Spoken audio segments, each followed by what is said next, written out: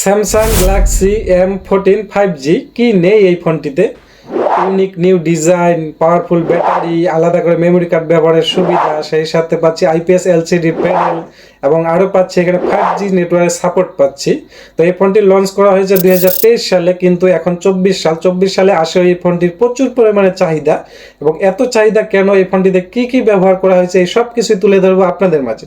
তো আমি আছি এমডি দেলোয়ার হোসেন, আপনারা দেখছেন আপনাদের প্রিয় চ্যানেল স্মার্ট টেক ডিএস। তো চলুন বন্ধুরা, কথা না বাড়িয়ে মূল ভিডিও শুরু করা।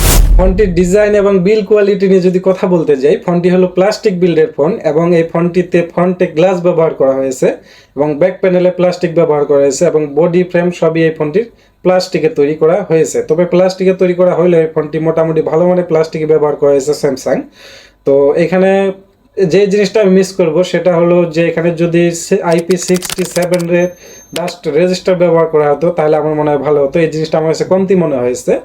এবং এই ফোনটির ডিসপ্লে সেকশনে পাচ্ছি আমরা 6.6 inch IPS LCD 90 Hz refresh একটি ডিসপ্লে পাচ্ছি এবং এই ডিসপ্লেটি 60 বিলিয়ন কালারের সাপোর্ট পাচ্ছি আমরা এই ডিসপ্লেটিতে। এবং এই সেই সাথে রেজুলেশন হলো 1080x2480 পিক্সেল এবং পিপিআই ব্যবহার করেছে এখানে 400 পিপিআই। তো এখানে যদি IPS LCD না ব্যবহার করে যদি অ্যামোলেড প্যানেল ব্যবহার করা হতো তাহলে আমার কাছে সবচাইতে ভালো হতো, কারণ এখানে একটা কালার কোয়ালিটি একটা বিষয় আছে, কারণ আমরা জানি যে অ্যামোলেড প্যানেল সবচেয়ে ভালো কালারফুল ছবি প্রোভাইড করে থাকে। তো এখানে আরেকটা জিনিস যেটা এখানে 90 Hz ব্যবহার করা হয়েছে, এখানে যদি 120 হাই রিফ্রেশ ব্যবহার করা হতো তাহলে আমার কাছে ঠিকঠাক মনে হতো। তো এখানে আমার এই দুইটা জিনিস আমার কাছে কমতি মনে হয়েছে। তো এই দুইটা জিনিস আপনাদের কাছে কেমন লাগছে অবশ্যই কমেন্টে জানাবেন। তো যাই হোক, এখন কথা বলবো ফোনটি ক্যামেরা সেকশন নিয়ে। ফোনটি ক্যামেরা সেকশনে ট্রিপল ক্যামেরা সেটআপ পাচ্ছি, যার মেন ক্যামেরাটি হলো 50 মেগাপিক্সেলের এবং 2 মেগাপিক্সেলের একটি ডেপথ সেন্সর পাচ্ছি, সেই সাথে আরেকটি পাচ্ছি 2 মেগাপিক্সেলের ম্যাক্রো শুটার। তো এখানে 50 মেগাপিক্সেলের মেন ক্যামেরা ঠিকঠাক মনে হলো। এখানে যদি ম্যাক্রো শুটারটা ব্যবহার না করে অথবা ডেপথ সেন্সর ব্যবহার না করে এখানে যদি আলট্রা ওয়াইড ক্যামেরা ব্যবহার করা হতো তাহলে আমার কাছে ঠিকঠাক মনে হতো, কারণ এখানে আমি ডেপথ সেন্সরটা কেন ব্যবহার করে আমি জানি না। এই ডেপথ সেন্সরটা আমি কোনো প্রয়োজন মনে করি না, তো এখানে কোনো দরকার ছিল না আমার মনে হয়। তো যাই হোক, এই ক্যামেরা দিয়ে আমরা ভিডিও রেকর্ড করতে পারবো 1080x30 APS এ এবং সেলফি ক্যামেরা পাচ্ছি আমরা 13 মেগাপিক্সেলের একটি সেলফি ক্যামেরা পাচ্ছি এবং এই ক্যামেরাতে আমরা পাচ্ছি HDR এর সাপোর্ট পাচ্ছি। তবে এখানে HDR10+ এর সাপোর্ট দিলে সবচেয়ে ভালো হতো। তো এই ছিল ক্যামেরা কোয়ালিটি এবং ভিডিও রেকর্ড। তো ক্যামেরার ছবি মোটামুটি আমি ভালোই পেয়েছি, ন্যাচারাল কালারই দিচ্ছিল ছবিগুলা। তো সেলফি ক্যামেরাটা হয়তো আমার কাছে একটু ভালো লাগেনি। সেলফি ক্যামেরা এখানে যদি আরেকটু ভালো ব্যবহার করা হতো তাহলে ঠিকঠাক মনে হতো। তো যাই হোক, ক্যামেরা কোয়ালিটি নিয়ে সন্তুষ্ট থাকার মতোই ক্যামেরা ব্যবহার করা হয়েছে। এবং সেই সাথে ফোনটির পারফরমেন্স নিয়ে কথা বলা যাক। ফোনটির পারফরমেন্স করছে Android 13 এবং এখানে পাচ্ছি আমরা One UI 5। তো এখানে আরো দুইটি তিনটি আপডেট পাবো, আমরা মেজর আপডেট পাবো। এবং একটি চিপসেটে ব্যবহার করা হয়েছে Exynos 1330 একটি চিপসেট ব্যবহার করা হয়েছে। এবং প্রসেসর সেকশনে পাচ্ছি আমরা অক্টাগর 2x2.4 GHz এর প্রসেসর এবং 6.2 GHz একটি চিপসেট প্রসেসর পাচ্ছি আমরা এখানে। তো এখানে চিপসেটটা আমার কাছে একটু কেমন জানি লাগছে। যদি আপনারা গেমিং করতে যান, যারা গেমিং লাভার, বিশেষ করে যারা গেমিং লাভার তাদের জন্য এই ফোনটি একদমই প্রযোজ্য হবে না, কারণ এই ফোনের যে চিপসেটটি ব্যবহার করেছে এটা একটি গেমিং চিপসেট নয়। তো এই ফোনটি আপনারা নিতে পারেন তারাই যারা নাকি সচরাচর ব্যবহার করবেন বা দীর্ঘদিন ব্যবহার করবেন এরকম একটা ফোন খুঁজতেছেন, তাদের জন্য এটি। আর যদি গেমিংকে ফোকাস করে এই ফোনটি নিতে চান, আমি 100% নিষেধ করবো যে এই ফোনটি আপনারা নেবেন না, কারণ এই ফোনটি গেমিংয়ের জন্য তৈরি করা হয়নি। এবং এই ফোনটির জিপিইউ পাচ্ছি আমরা মালি G68MC4।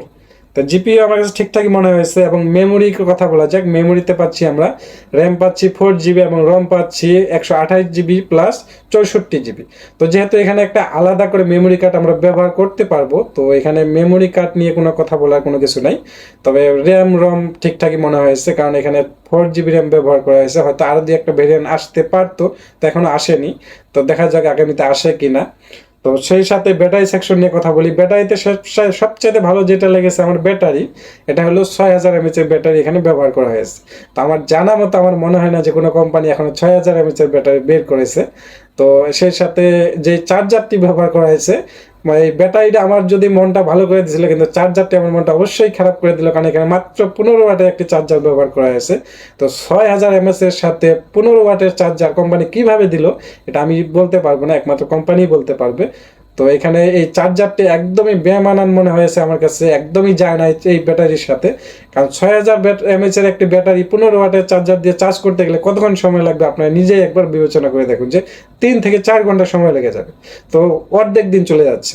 তো এখানে যদি কোম্পানি 30 ওয়াট বা 33 বা 34 বা এখানে 40 ওয়াটের চার্জার ব্যবহার করলে আমার কাছে মনে হয় ঠিকঠাক মনে হতো। তো এখানে কোম্পানি এই জিনিসটা আমার একদমই ভালো লাগেনি। আর স্যামসাং বরাবর চার্জিং নিয়ে পিছিয়ে থাকে, আমি জানি না কেন এরা চার্জিং নিয়ে পিছিয়ে থাকে। তো যাই হোক, এখানে মনে করেন যে বিগ ব্যাটারি ব্যবহার করা হয়েছে, ভালো প্রসেসর ব্যবহার করা হয়েছে, ভালো ক্যামেরা পাচ্ছি, 5G সাপোর্ট পাচ্ছি।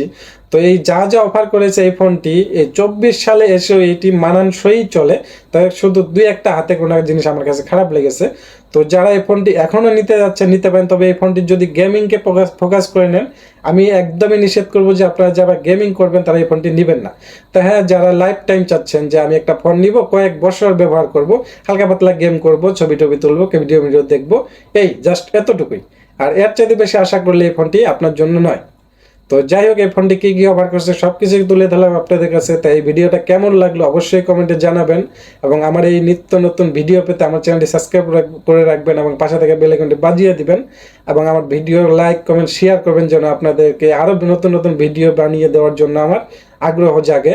তো এই ছিল আজকের ভিডিও। ভালো থাকবেন সবাই, সুস্থ থাকবেন, ধন্যবাদ সবাইকে।